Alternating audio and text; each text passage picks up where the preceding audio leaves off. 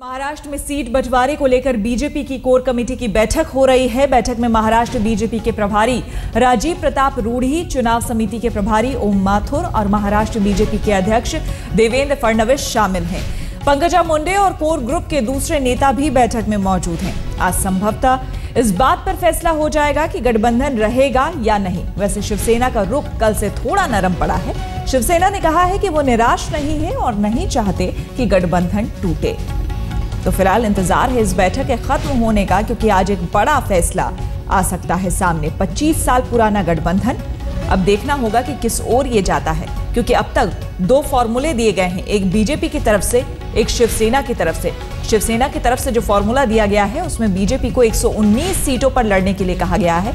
आपको बता दें कि 15 अक्टूबर को महाराष्ट्र में विधानसभा चुनाव होने हैं। 288 सीटें हैं, जिसमें कि शिवसेना ने 119 सीटों पर बीजेपी को लड़ने को कहा है और साथ ही वहां जो गठबंधन के दूसरे छोटे दल हैं उनको भी उसी 119 सीटों में शामिल करने के लिए कहा है, जिसको लेकर बीजेपी काफी आक्रामक हो गई है और बीजेपी ने कहा है कि ये अपमान है उसका।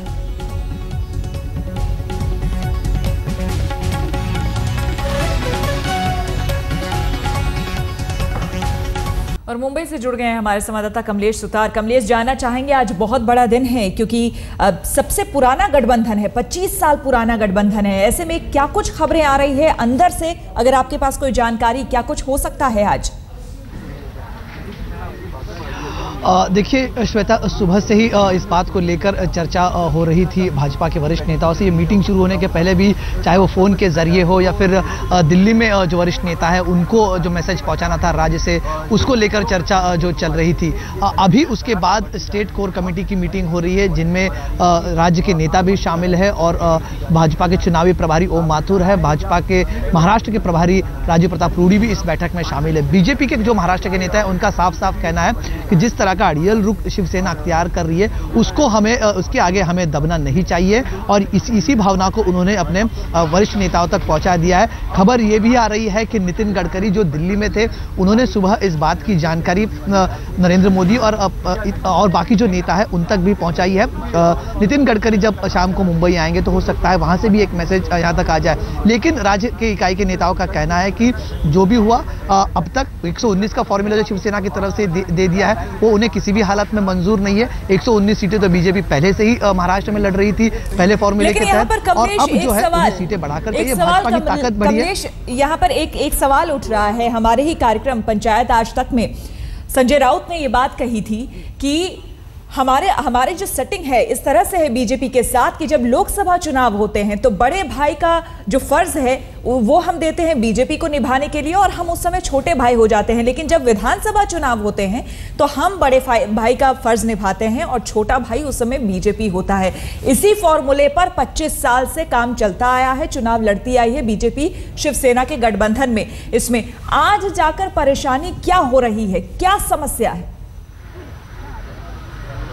जी देखिए, जो संजय राउत जो बात कर रहे थे वो जो फॉर्मूला था वो बाला साहब ठाकरे और प्रमोद महाजन के वक्त जो ये गठबंधन हुआ था तब का फॉर्मूला था, जब शिवसेना 171 सीटों पर लड़ती थी और भारतीय जनता पार्टी 117 सीटों पर। आगे जाकर जब ताकत बढ़ी, परिस्थितियां बदली, तब भारतीय जनता पार्टी को और ज़्यादा सीटें मिली। भारतीय जनता पार्टी 119 सीटों पर चुनाव लड़ने लगी, शिवसेना ने और थोड़ी जगह कम कर ली, तो एडजस्टमेंट होते रहा है। लेकिन इस बार भाजपा का ये कहना है कि मोदी वेव के चलते, मोदी की लहर के चलते भाजपा की ताकत भी बढ़ी है, महाराष्ट्र में भी भाजपा की ताकत बढ़ी है। ये हुआ एक मुद्दा। दूसरा मुद्दा जो भाजपा के नेता जो यहाँ पर ये कयास दे रहे हैं कि पिछली बार शिवसेना ने उतनी ही सीटें लड़ी थी, 169 सीटें शिवसेना लड़ी थी, लेकिन शिवसेना सिर्फ 44 सीटें जीत पाई थी, बल्कि भाजपा 119 सीटें लड़कर 46 सीटें जीती थी। तो भाजपा का जो स्ट्राइकिंग रेट था, जो एवरेज था, वो काफ़ी अच्छा रहा है। और अब लोकसभा में जो सक्सेस मिला है, जो उन्हें पार्टी को जिस तरह से चुनकर उनके सांसद आए, उसके चलते भाजपा की ताकत बढ़ी है। ऐसी जगहों पर भी भाजपा ने लीड ली है जहां पर भाजपा कभी पहुंच भी नहीं पाई थी। इसका कयास देते हुए उनका यह कहना है कि भाजपा की ताकत बढ़ी है और सीटें बढ़ाकर चाहिए।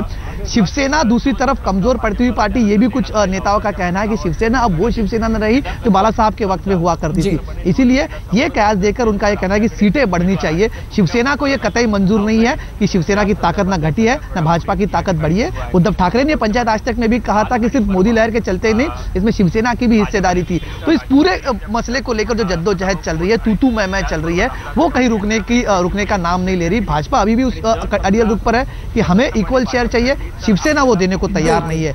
इसी के ऊपर बहस होगी, चर्चा होगी और इसी पर निर्भर करेगा कि महाराष्ट्र में 25 साल पुराना गठबंधन टिकेगा या नहीं टिकेगा।